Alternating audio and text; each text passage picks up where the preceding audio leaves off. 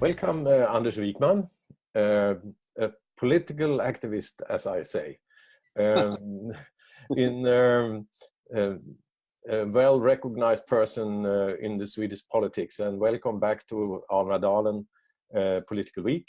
And Anders Wijkman could also give a perspective of the whole history of Almedalen since 1968, when Olof Palme started on his small meeting, and now today with 45,000 people, 4,000 events. And Anders, what's your reflection on Political Week in Almedalen today when you look back and you can see the development? Well, I mean, on the one hand, it's a fantastic demonstration of, I would say, democracy and dialogue about important topics and issues in practice. So basically I'm positive, but you could also say that it has grown so large that there is a lot of competition every hour. You have maybe 100, 150 seminars each and every hour taking place at the same time. And that's sort of a waste of talent and resources, I think. So I would rather limit participation a bit, maybe only 10, 15 seminars at each hour, because then I think people would also leave Almedalen with more of a joint experience and picture of the important things. Now when you meet people after a few days, they have experienced totally different things, and it's sort of like a big circus. So I think it's grown a bit too big, but generally speaking, a wonderful experience with so many people and topics that are discussed in earnest. Absolutely. Yeah.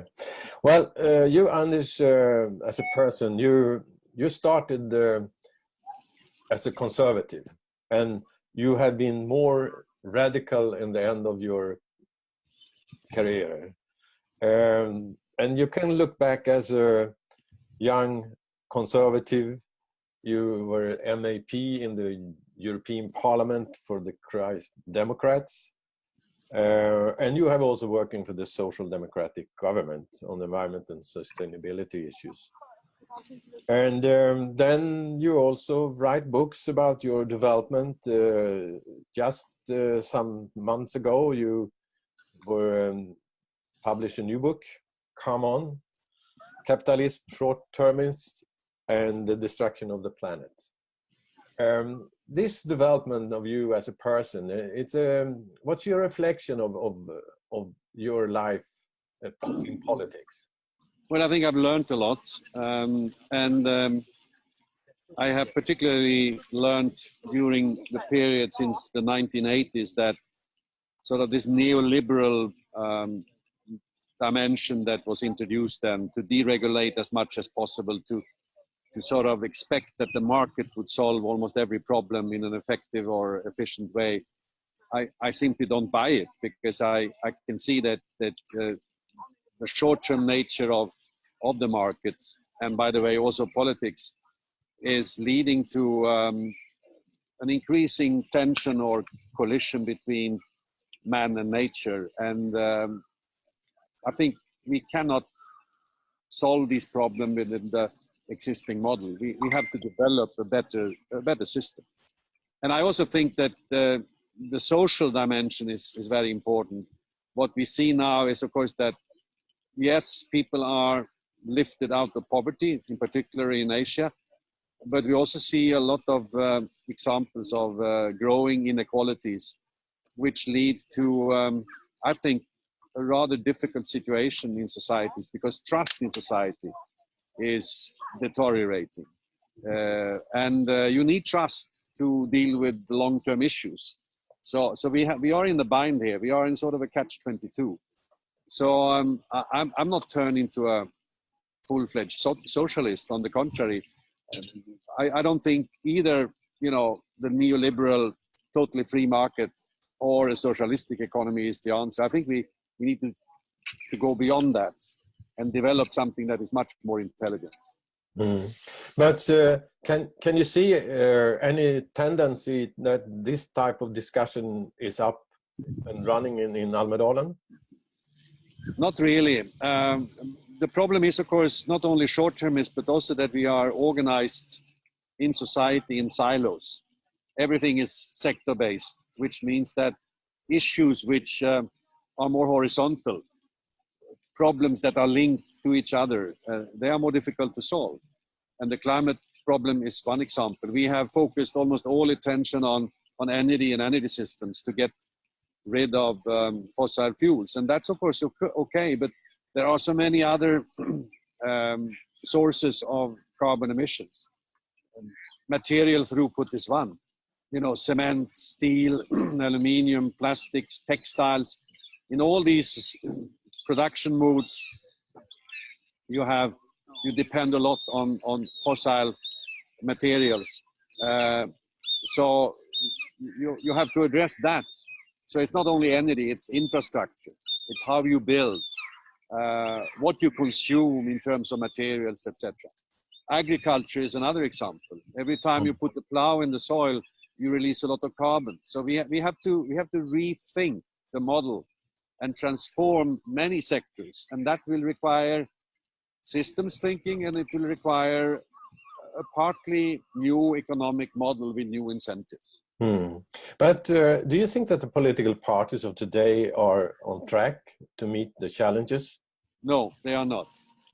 They have, in my country, in Sweden, if we take climate change, for instance, there is broad agreement about long-term, quite ambitious goals and targets. But the devil is in the detail and in the implementation.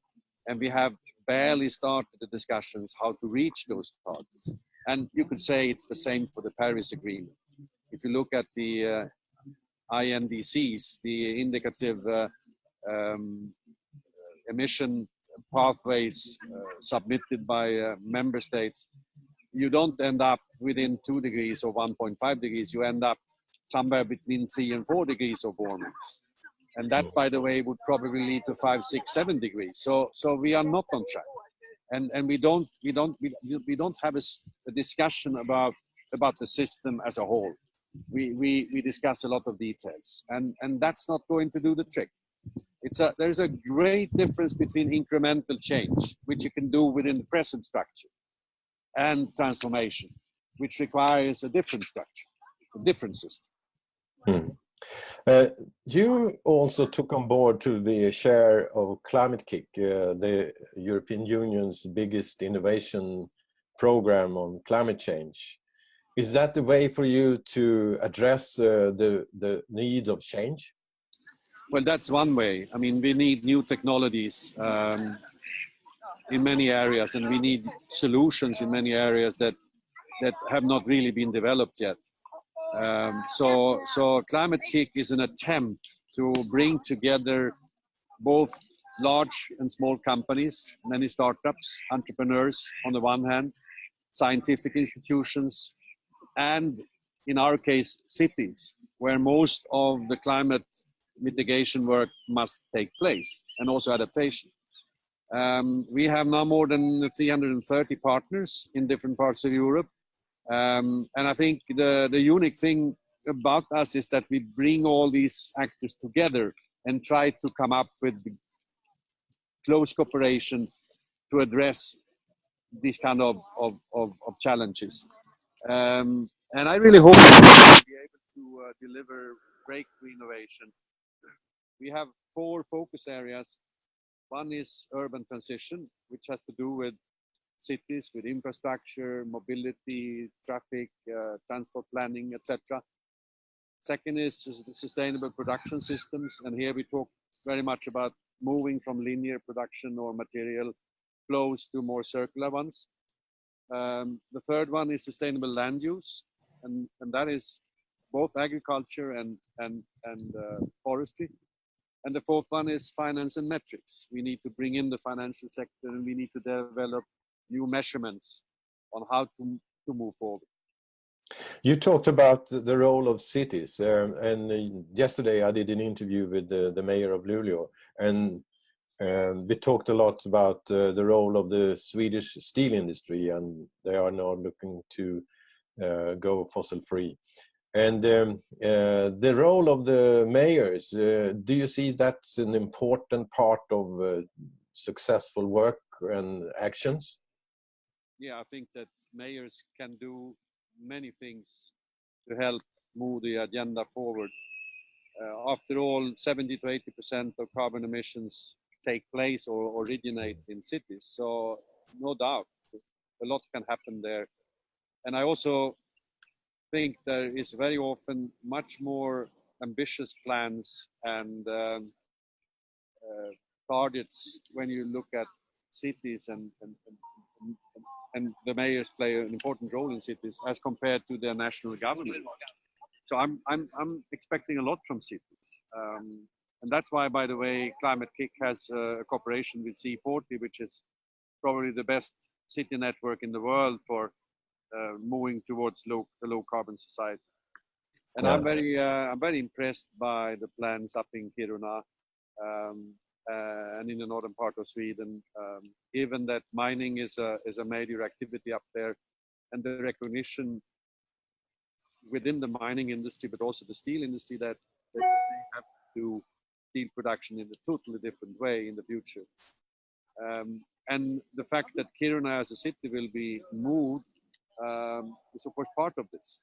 So it presents an opportunity to really develop urban solutions that are low carbon, that the world then can learn from. Then I will let you go out in the mingle in Almedalen and take care about the sun and your small talk. And hope to follow up with you a little bit later, Anders. And thank you for your contribution today, and hope everything goes well in Almedalen. Thank you. I appreciate your interest and your questions. Thank you very much. Thanks. Bye-bye.